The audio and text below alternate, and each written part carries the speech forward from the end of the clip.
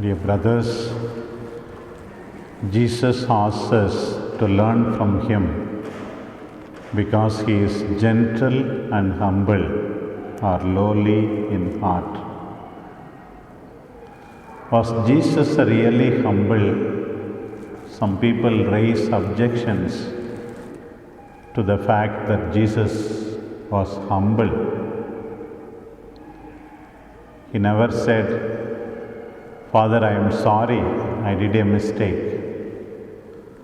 Or he never asked pardon from anybody, "I am sorry, I hurt you," and so on. Jesus said that He was greater than Abraham, He was greater than Moses. We read in the Gospel of St. John. Jesus also said, "Something greater than Solomon is here. Something greater than Jonah is here."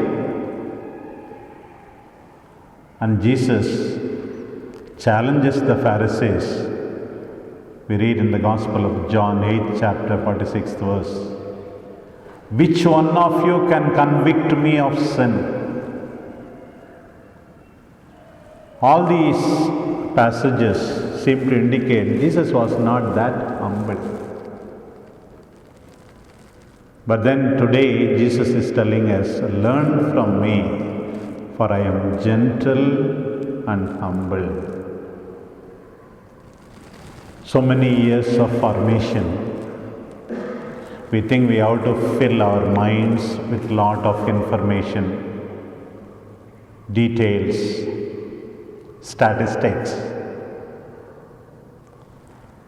More than everything, priests should become more gentle, more humble. What a joy they will be to the parishioners. A group of brothers are talking during the recreation. Another brother comes from far away. All of them disperse because they say, "This man, there will be always some problem. He will create some fight among us, with us. That is his problem." Not only here, everywhere there are people who are always looking for an opportunity to divide, to fight, to create tension, to create animosity. What is the primary responsibility of a leader? It is to keep the community united. Such person, when he becomes parish priest, surely he will place one community against another. No doubt about it. This humility, I believe, consists essentially in the following things. First of all, a humble person is one who seeks to do always God's will. In the case of Jesus, who was always seeking to do the will of the Father. St. Francis of Assisi is often spoken of as one of the humble persons. I have also the beautiful picture of St. Francis of Assisi, and then underneath it's written, "Lord, what do you want me to do? Lord, what do you want me to do?" He is said to have asked frequently the question to himself, "Lord, what do you want me to do?" In that sense, Jesus was really humble. "I have a food which you do not know, that is to do the will of my Father." In the Garden of Gethsemane, "Lord, Father, not my will, let your will be done." In spite of the best of love for us, when it came to accepting the cross, Jesus wanted to run away. It was only the love for doing the will of the Father that forced him to accept the cross. What does it mean when Jesus says, "Learn from me, I am humble"? Jesus asks us every day, is what you are doing now God's will? Today the whole day is before you. Is what I am doing or investing my time in is according to the will of God? A humble person does it. Secondly, I believe a humble person things of the other first. You know, public toilets, especially in our country, are as dirty as possible. One person goes, makes it dirty, another person goes, makes it more dirty. In some places it is written, see to it that this place is more clean than you entered. Even here common toilets are there. The place should be more clean than you entered here. This is the example of not thinking of others at all. Jesus wants us to learn about us. Jesus is thinking about others. Throughout the Gospels, we know Jesus is thinking about the other person. You do not have time even to eat and drink. Come away a little while. Leave this woman. Do not disturb her. She did in view of my death. Come on, don't condemn this person. He is also the son of Abraham. Thinking about others. So what is the use of all our things? Sometimes we are so selfish in choosing certain assignments and things like that. We live completely, we become the center of the universe. Others become part of the landscape for us. Do you think about other brothers, your family members, your needs? So thinking about the other person, little things, it should become a way of life. Sometimes back, some brothers were asked to write 3 preferences of the games which they are going to play. 1 or 2 brothers, I noticed, write only 1. They don't want to write anything else. The games master puts you have to write 3 according to the order of your preference. Most likely we will give the first one. If it is not possible, we will give the second one.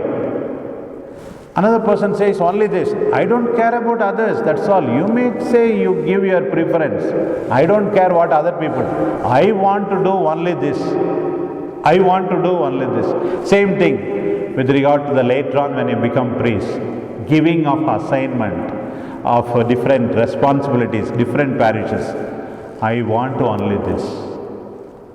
Learn from me means think of the other. Jesus is thinking of the other. This is what being gentle and humble. And then finally, humility means expending yourself in service. Giving yourself totally.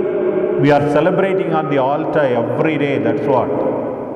The breaking of the bread signifies Jesus being completely handed over to the people. The shedding of blood. Do this in memory of me is this. This is humility. Of course, this is done with lot of charity. This is done with a lot of charity.